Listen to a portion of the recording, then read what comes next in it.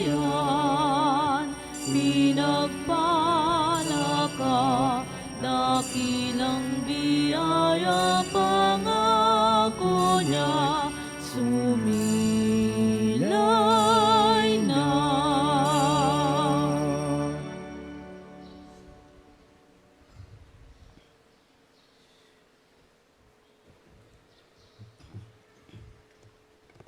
Sa ngalan ng Ama, ng Anak at ng Espiritu Santo. Amen. Ang pagpapala ng ating Panginoong Hesukristo, ang pag-ibig ng Diyos Ama, at ang pakikipagkaisa ng Espiritu Santo nawa ay sumainyong lahat. At sumainyo rin. Magandang umaga po sa inyong lahat. Magandang umaga rin po, Father. Welcome po sa parokya at pambansang dambana ni Santo Padre Pio.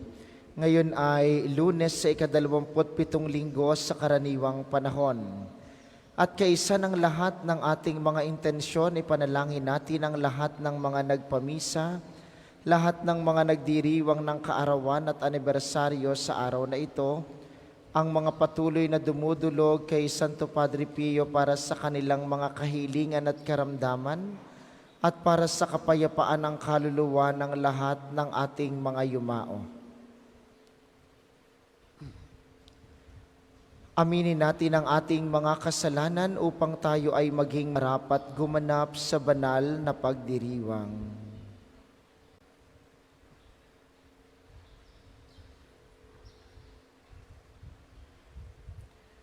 Inaamin ko Sa makapangyarihang Diyos at sa inyo, mga kapatid, na lubha akong nagkasala sa isip, sa salita at sa gawa, at sa aking pagkukulang. Kaya'y sinasamo ko sa mahal na Birheng Maria, sa lahat ng mga anghel at mga banal, at sa inyo mga kapatid, na ako'y ipanalangin sa Panginoong ating Diyos. Kaawaan tayo ng makapangyarihang Diyos, patawarin tayo sa ating mga kasalanan, at patnubayan tayo sa buhay na walang hanggan. Amen.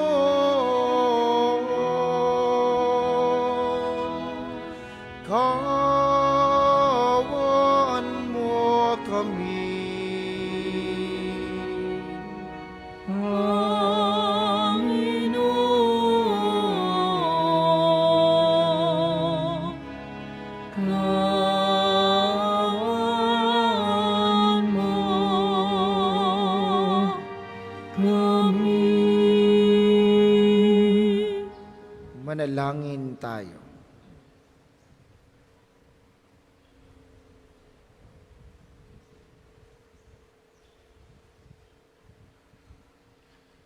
Ama naming makapangyarihan, ang iyong dakilang pagkamaawain ay nangingibabaw sa aming ginagawang kabutihan at idinadaing na mga kahilingan.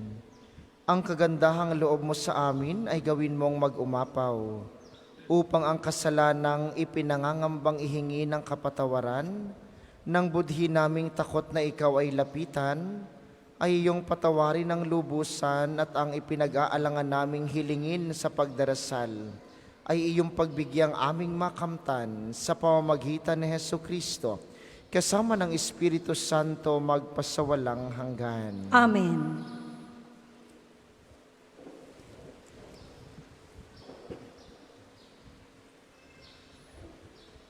Ang simula ng aklat ni Propeta Jonas. Sa lipi ni Zabulon ay may isang lalaking Jonas ang pangalan. Siya ay anak ni Amita.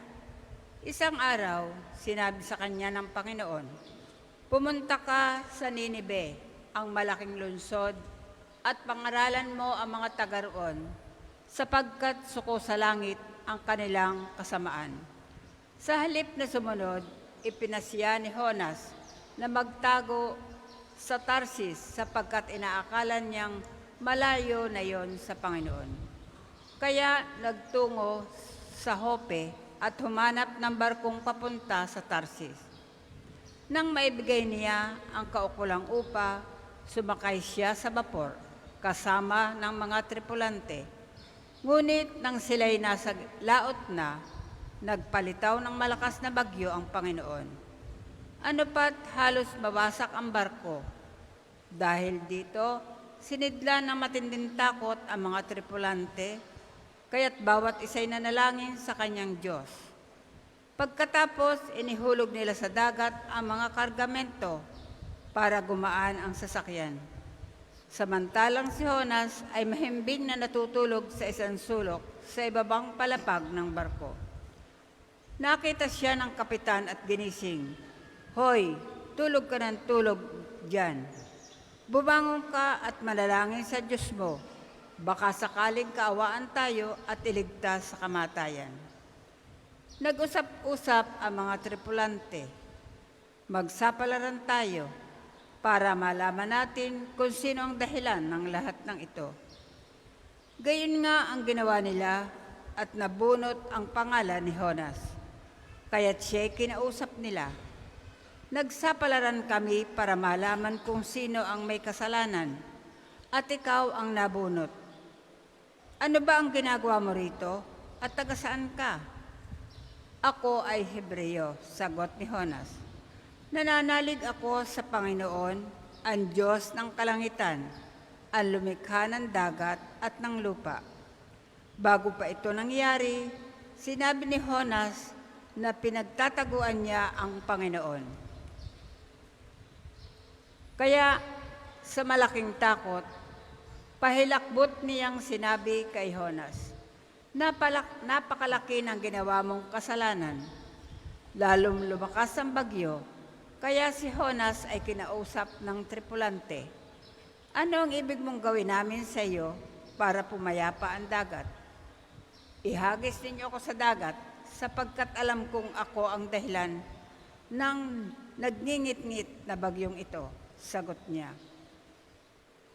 Pinipilit sana ng mga tripulante na itabi ang bapor, ngunit wala silang magawa sapagkat lalong lumalakas ang bagyo.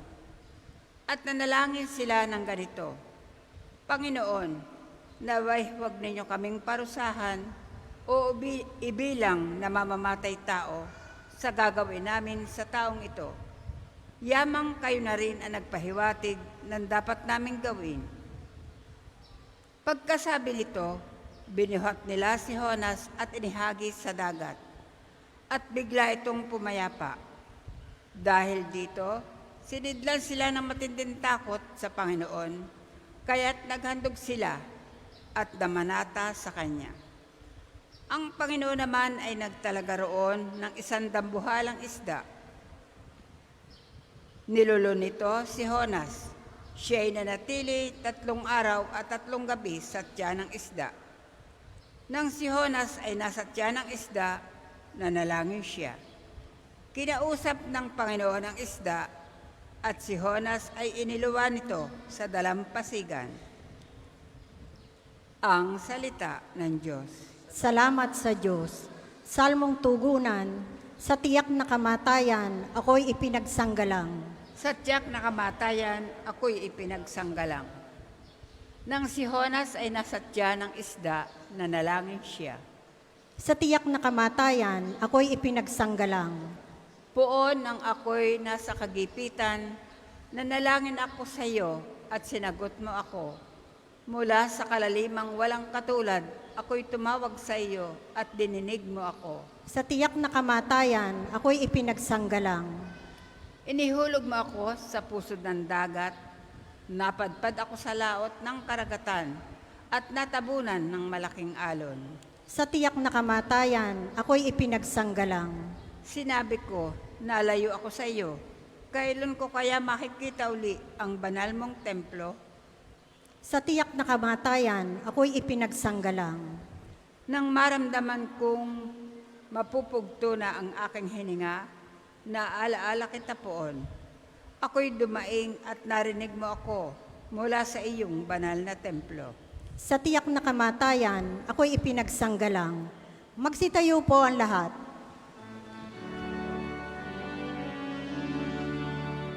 Hallelujah, hallelujah, hallelujah, hallelujah. Bagong utos ni Kristo, mag-ibigan sana kayo, katulad ng pag-ibig ko. Hallelujah, hallelujah, hallelujah, hallelujah, hallelujah.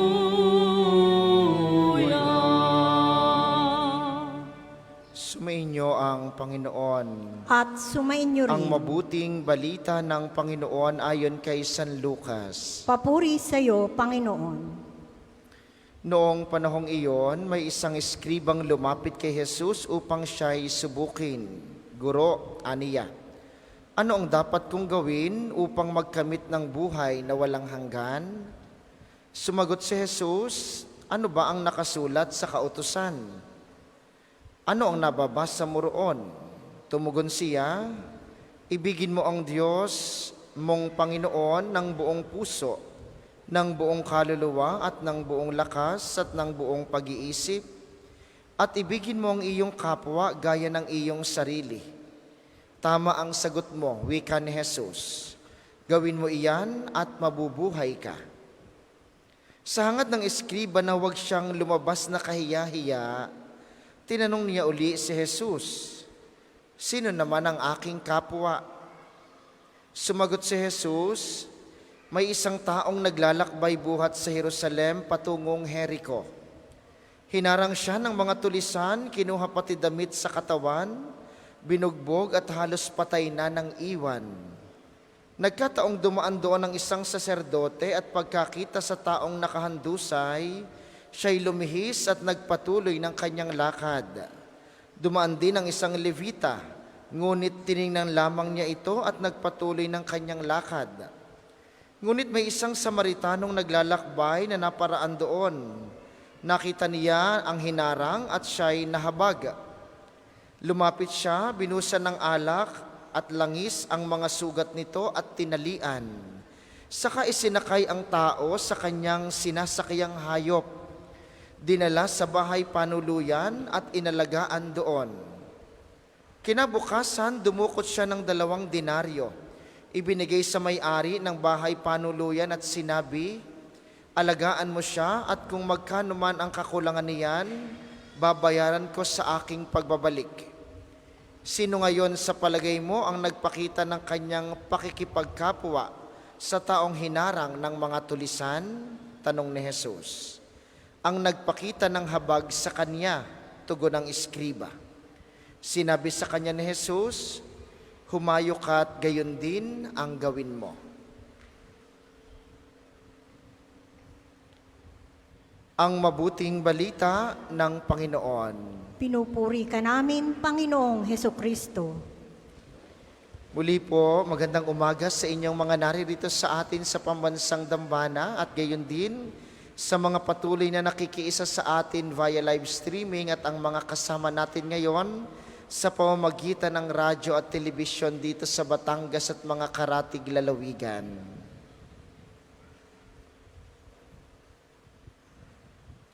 Sino naman po ang aking kapwa? Yun ang tanong ng eskriba kay Jesus. Sapagkat tinatanong niya kung ano ang kanyang gagawin para magkaroon ng buhay na walang hanggan, maging banal. At ang sabi ni Jesus, ibigin mo ang Diyos at ibigin mo ang iyong kapwa. Ang tanong niya ay, sino po ang aking kapwa? Mga minamahal, kilala po ba ninyo ang inyong kapwa? Sapagkat napakadali pong sabihin sa Panginoon, Panginoon, mahal kita. Napakadaling gawin katulad ng ginagawa ninyo ngayon, sumisimba, nagdadasal, bahagi ng inyong pagmamahal sa Panginoon. Pero hindi ito sapat. Sapagkat ang Panginoon ay puno ng pagmamahal at ang ating pagmamahal sa Kanya ay walang anumang maidaragdag sa Kanya. Kaya nga po sinabing ang tunay na buhay kabanalan ay yung nagmamahal sa Diyos at nagmamahal sa kapwa. Pero patuloy ang tanong, kilala ba ninyo ang inyong kapwa? Opo, Father, sila po yung mga nangangailangan ng tulong. Sila po yung mahihirap. Sila po yung mga walang makain. Sila po yung mga nagdurusa ngayon sa mga digmaang nangyayari sa Israel. Tama, sila ang ating kapwa. Ay anong tawag niyo sa inyong asawa? Sa inyong mga anak? Sa inyong kapitbahay? Sapagkat napakadaling isiping ang kapwa ko ay yung mga nangangailangan. Maaaring hindi nga natin nakikita. Ay paano naman yung iyong kapitbahay na nangangailangan na hindi mo man lang tinutulungan? Paano naman yung iyong anak na nagkakamali na ayaw mong patawarin? Paano naman yung iyong kapatid na kaaway mo na hindi mo kinakausap?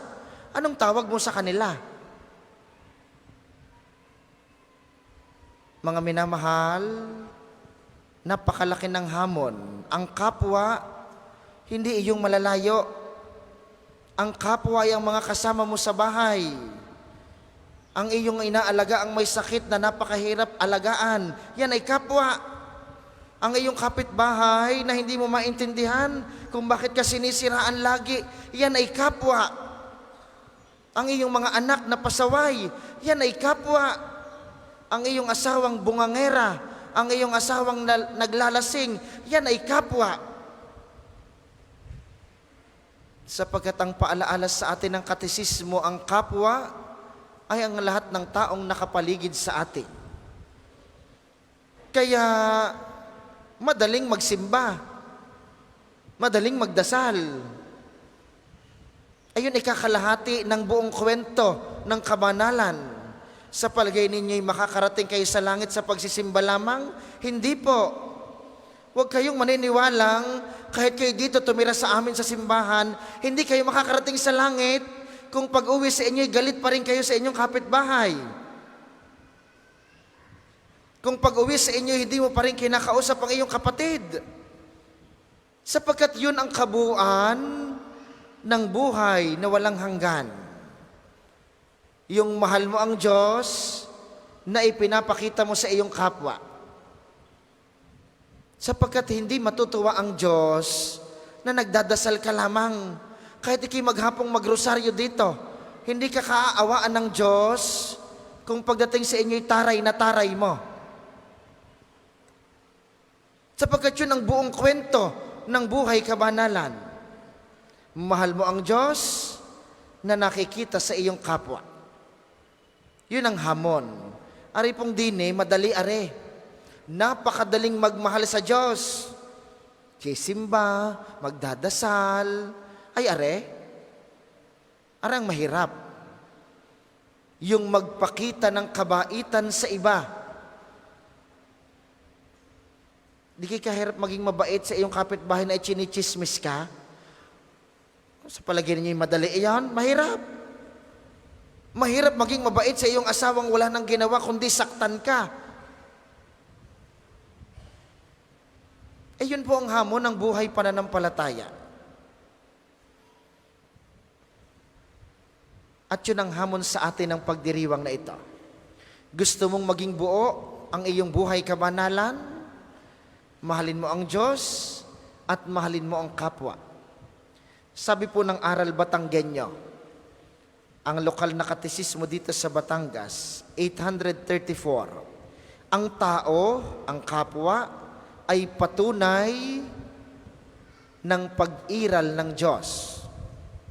Ang tao, ang kapwa, ay patunay na may Diyos.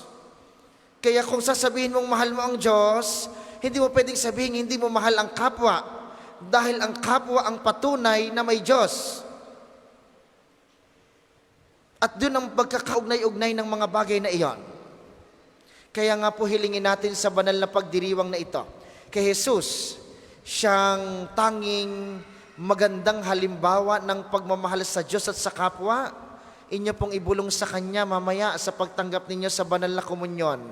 Panginoon, bigyan mo po ako ng isang pusong nagmamahal sa iyo na makikita sa aking pagmamahal sa aking kapwa, sa pamamagitan ng aking pagpapatawad, ng aking pag-unawa, ng aking laging pagmamahal sa mga taong nakapaligid sa akin, ang aking kapwa.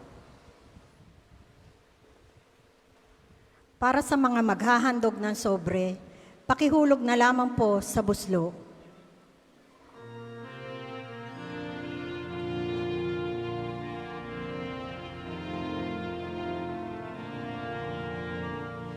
Ngunit natanggapin ang alay na ito, mga biyayang nagmula sa pagpapala mo. Ganda ng bawat puso, pagkat inibig mo, ngayon'y nananalig, nagmamahal sa'yo. Nananalig, nagmamahal sa'yo. Magsitayo po ang lahat. Manalangin kayo mga kapatid upang ang paghahain natin ay kalugdan ng Diyos samang makapangyarihan. Tanggapin nawa ng Panginoon itong paghahain sa iyong mga kamay, sa kapurihan niya at karangalan sa ating kapakinabangan at sa buong sambayanan niyang banal. Ama naming lumikha, tanggapin mo ang paghahain ng mga alay na iyong inihabilin at sa pagdiriwang ng dapat naming ganapin ang kabanalan ng iyong pagliligtas naway sumaamin sa pamamagitan ni Hesukristo, kasama ng Espiritu Santo magpasawalang hanggan. Amen. Sumainyo ang Panginoon. At sumainyo rin. Itaas sa Diyos ang inyong puso at diwa. Itinaas na namin sa Panginoon. Pasalamatan natin ang Panginoong ating Diyos. Marapat na siya ay pasalamatan. Ama naming makapangyarihan, tunay ngang marapat na ikaw ay aming pasalamatan. Pinagbibigyan mong ito'y aming maihayag kahit na ito'y walang anumang maidaragdag sa kadakilaang sa iyo ay likas. Sa pagpupuri namin ang nakikinabang ay kami ring iyong pinakikiharapan sa pamamagitan ng iyong anak na minamahal. Kaya kaisa ng mga anghel na nagsisiawit ng papuri sa iyo ng walang humpay sa kalangitan, kami nagbubunyi sa iyong kadakilaan. Santo, Santo, Santo, Panginoong Diyos ng mga hukbo. Napupuno ang langit at lupa ng kadakilaan mo. Hosana sa kaitaasan, pinagpalang na paririto sa ngalan ng Panginoon. Hosana sa kaitaasan, Hosana sa kaitaasan. Kung hindi kaya lumuhod, manatili pong nakatayo ng may paggalang. Ama naming banal, ikaw ang bukal ng tanang kabanalan, kaya't sa pamamagitan ng iyong Espiritu, gawin mong banal ang mga kaloob na ito upang para sa amin ay maging katawan at dugo ng aming Panginoong Heso Kristo. Bago niya pinagtiis ang kusang loob na maging handog, hinawakan niya ang tinapay. Pinasalamatan kaniya, pinaghati-hati niya iyon, iniabot sa kaniyang mga alagad at sinabi, tanggapin ninyong lahat ito at kanin. Ito ang aking katawan na ihahandog para sa inyo.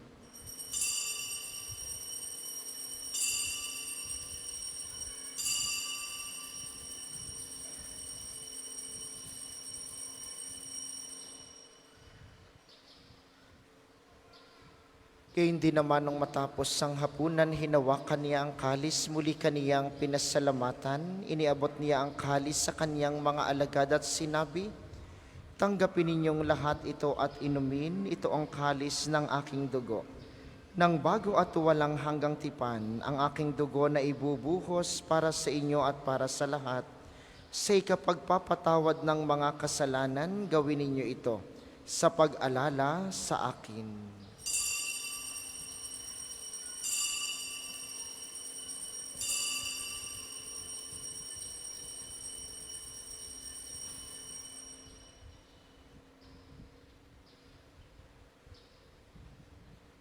Ipagbunyi natin ang misteryo ng pananampalataya. Si Kristo'y namatay, si Kristo'y nabuhay, si Kristo'y babalik sa wakas ng panahon. Ama, ginagawa namin ngayon ang pag-alala sa pagkamatay at muling pagkabuhay ng iyong anak, kaya't iniaalay namin sa iyo ang tinapay na nagbibigay buhay at ang kalis na nagkakaloob ng kaligtasan.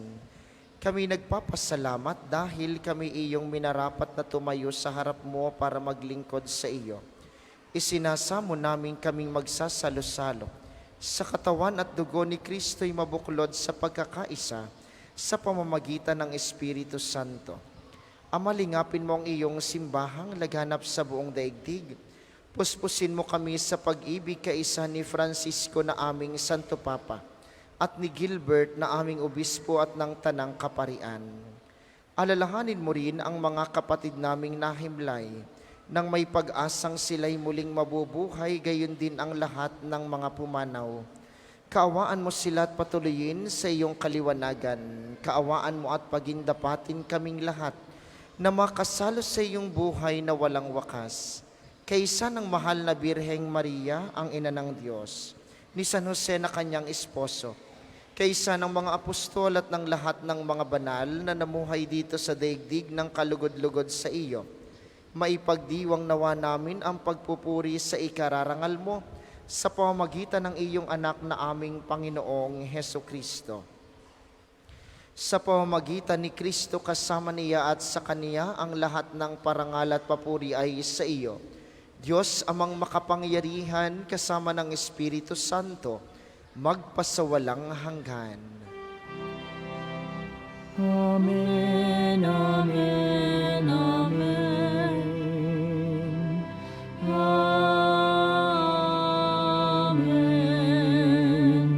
Amen, amen, amen.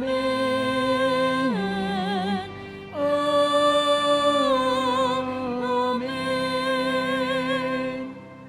Sa tagubili ng mga nakagagaling na utos sa turo ni Jesus na Panginoon natin at Diyos, ipahayag natin ng lakas loob. Ama namin, sumasalangit ka, sambahin ang ngalan mo, mapasa amin ang kaharian mo, sundin ang loob mo dito sa lupa para ng sa langit. Bigyan mo kami ngayon ng aming kakanin sa araw-araw. At patawarin mo kami sa aming mga sala para na pagpapatawad namin sa nagkakasala sa amin. At huwag mo kaming ipahintulot sa tukso at iadya mo kami sa lahat ng masama. Hinihiling namin kami iadya sa lahat ng masama, pagkalooban ng kapayapaan araw-araw, iligtas sa kasalanan at ilayo sa lahat ng kapahamakan, samantalang aming pinananabikan ang dakilang araw ng pagpapahayag ng tagapagligtas naming si Hesukristo. Sapagkat niyo ang kaharian at ang kapangyarihan at ang kapurihan magpakailanman. Amen.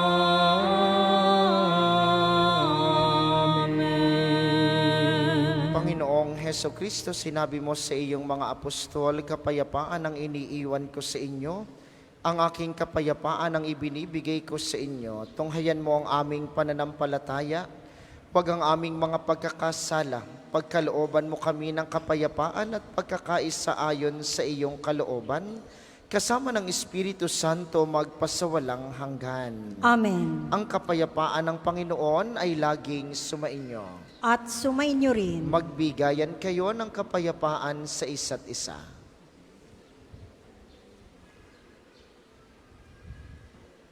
Kordero ng Diyos na nag-aalis ng mga kasalanan ng sanlibutan, maawa ka sa amin. Kordero ng Diyos na nag-aalis ng mga kasalanan ng sanlibutan, maawa ka sa amin. Kordero ng Diyos na nag-aalis ng mga kasalanan ng sanlibutan, ipagkaloob mo sa amin ang kapayapaan. Kung hindi kaya lumuhod, manatili pong nakatayo ng may paggalang.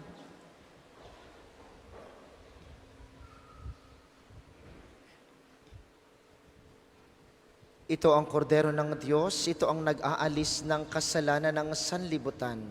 Mapalad ang mga inaanyayahan sa kaniyang piging. Panginoon, hindi ako karapat-dapat na magpatuloy sa iyo. Ngunit sa isang salita mo lamang ay gagaling na ako. Ang katawan ni Kristo. Amen.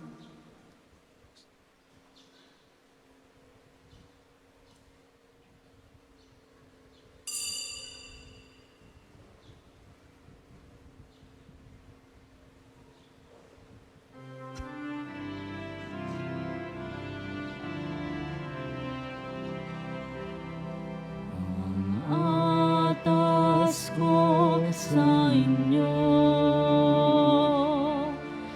mga kaibigan ko, ay mamahalan kayo tulad ng pagmamahal ko sa inyo. Higit pa kayang dakila sa pag-ibig na lang, ialay ang buhay alang-alang sa kaibigan. Kayo ay kaibigan ko, kung matutupad ninyo ang iniaatas ko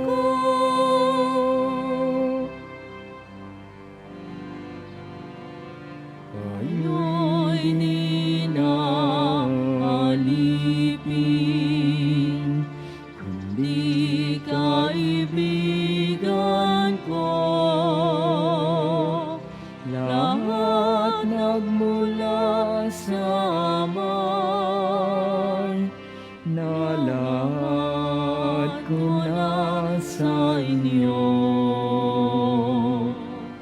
Kayo'y hinirang ko, di ako ang hinirang niyo. Loob kong umayo kayo at magbunga ng ibayo. Ito ang siyang utos ko, nabilin ko sa inyo. Magmahalan kayo.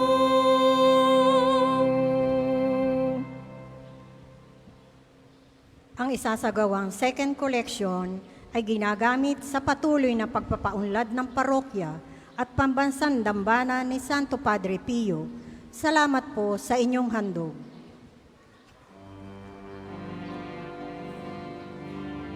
Patas ko sa inyo,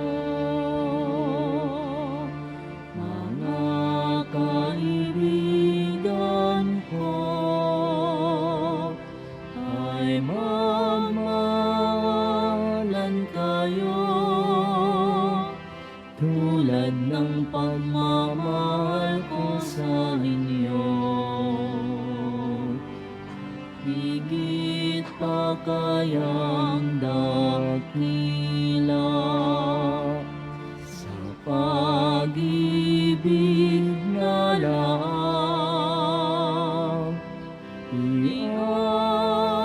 Ialay ang buhay alang-alang sa kaibig-bigan. Kayong ay kaibigan ko, kung matutupad ninyo ang iniaatas ko.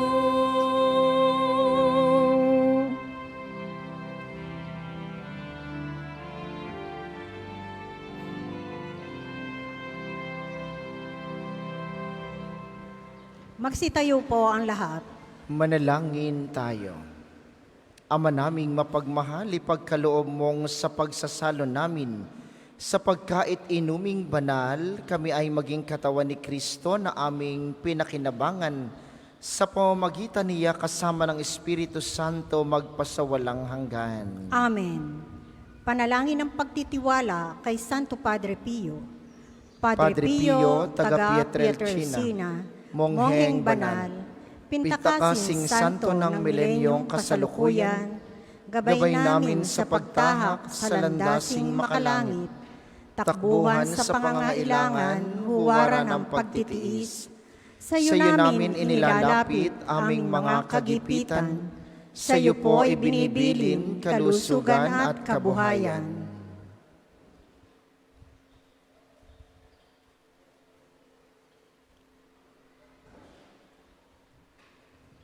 Di man karapat-dapat kami po ay pagbigyan, bendisyonan at basbasan, maging ganap sa buhay. Lumayo nawa kami, umiwas sa kasalanan, lumapit lagi sa Diyos, maging matatag at matibay. Sa mabuting balita ng pagliligtas, turuan mo kami nawa, sa tuwina ay makinig, magnilay at sumampalataya. Amin pong pakiusap itong mga kahilingan, puso ay nagsisisi, nagtitikang taimtiman, di na muling magkasala, sunod lagi sa Diyos Amang, kaysa ng Espiritu at ni Jesus na tagapamagitan. Amen. Amen. Ang lahat po ay magsiupo para sa mga patalastas. Una sa inyong pagbisita sa pambansang dambana, mangyaring pakaingatan ng inyong mga personal na gamit, hangad namin ang isang matiwasay at maayos na pagbisita sa National Shrine. Ikalawa, gamit po ang ating main arc entrance, yung malaking arko dito sa bandang likuran. Tayo ay may malalaking safe at free parking dito sa loob ng pambansang dambana. Ito po'y tulong sa inyong pagbisita dito. at hinding ipinatutupad ang panawagang Clego, Clean as you go, upang mapanatili ang kalinisan sa pambansang dambana, mangyaring pakitapon ng inyong mga basura sa tamang basurahan at huwag kayong mag-iiwan ng kalat dito sa loob ng simbahan. Ipinapaalala din natin na ang pambansang dambana ay isang sagrado at banal na lugar. Sa inyong pagbisita dito, mangyaring pakisunod ng mga tama at angkop na kasuotan. Ito'y sa pag-ibigay galang sa Panginoong nasa banal na Eucharistia. Sa darating pong Biyernes, 13 ng Oktubre, ay bibisita dito sa atin ang orihinal at koronadang imahen ng Mahal na Birhen ng Asunsyon mula sa Diocese ng Maasin sa Southern Leyte. Ito po'y bahagi ng kanilang pagpapalaganap ng debosyon sa buong Pilipinas. Darating po ang imahen ng mga alas 11 ng umaga at may welcome mass ng alas 12. Aalis ito kinabukasan, October 14, pagkatapos ng alas 7 misa. Kayo pong lahat ay inaanyayahan. Maraming salamat sa inyo. Ang sunod pong misa mamayang alas 12 ng tanghali. Inaasahan naming pananatilihin ninyo ang kalinisan, katahimikan at diwa ng pananalangin sa loob at labas ng ating mga simbahan. Muli po kayong magsitayo. Para sa pagbabasbas ng religious articles. Mga kapatid, manalangin tayo sa Diyos sa mga makapangyarihan upang tayo'y maging kawangis ni Kristo sa taimtim na pagdalangin sa tulong ng mga larawan at mga dasalan. Inyo pong hahawakan ang inyong mga nais pabasbasan, isipin ang mga taong nais ninyong ipanalangin at para po sa mga nasa kanilang tahanan, ang panalangin ito'y para din sa inyo at sa inyong mga nais pabindisyonan.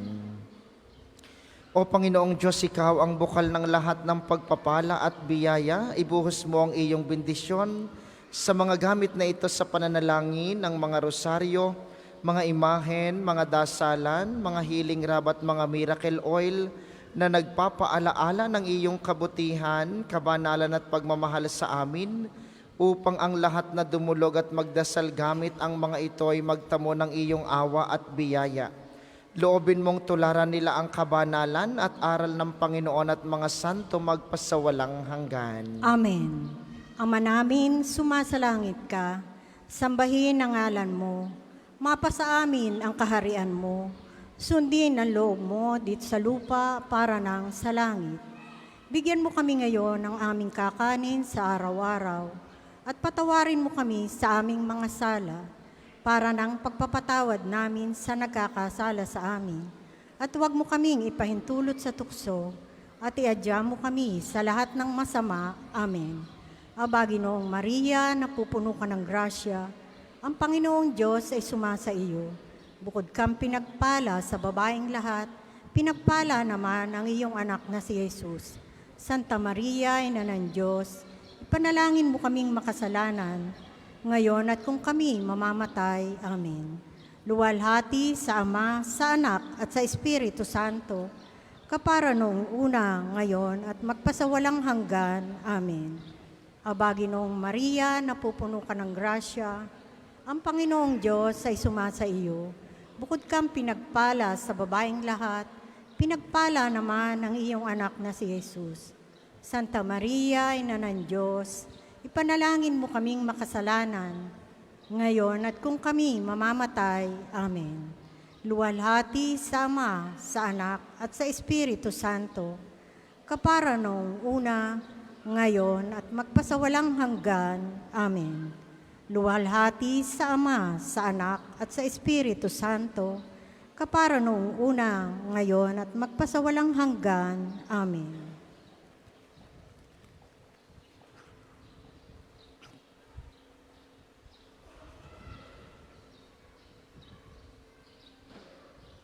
Maraming salamat sa ating mga tagapaglingkod at sa inyo pong lahat na nakaisa sa ating banal na pagdiriwang.